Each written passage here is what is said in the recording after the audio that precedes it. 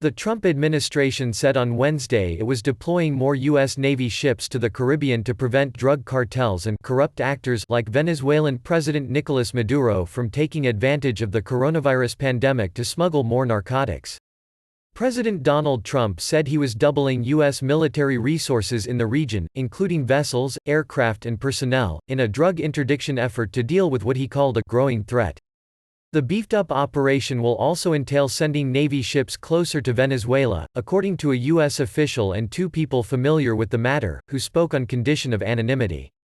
But it was unclear how close they would get to the Venezuelan coast, the sources said. Trump, joined by Defense Secretary Mark Esper and Joint Chiefs of Staff Chairman Mark Milley, made the announcement at the start of the White House's daily briefing on efforts to battle the pandemic. It follows the indictment last week of Maduro and more than a dozen current and former officials on charges of narco-terrorism conspiracy, drug trafficking and corruption. Maduro has remained in power despite a wide-ranging U.S.-led campaign of sanctions and diplomacy, something U.S. officials have privately said is a source of frustration for Trump. On Tuesday, however, the Trump administration offered to begin lifting Venezuela sanctions if the opposition and members of Maduro's Socialist Party form an interim government without him, marking a shift in a U.S. policy. Trump said Wednesday's move was needed because there is a growing threat that cartels and criminals will try to take advantage of the pandemic. "We must not let that happen," he said.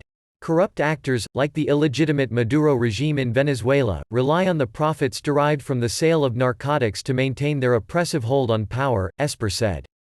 The Venezuelan people continue to suffer tremendously due to Maduro's criminal control over the country. The naval deployment could ratchet up pressure on Maduro and his allies but is not a prelude to U.S. military action against Venezuela, one person familiar with the matter said.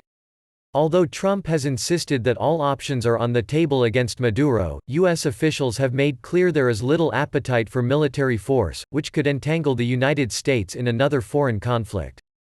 Federal prosecutors last week accused Maduro and his alleged accomplices of shipping tons of cocaine into the United States each year, using the drugs as a weapon. Maduro dismissed the charges as false and racist.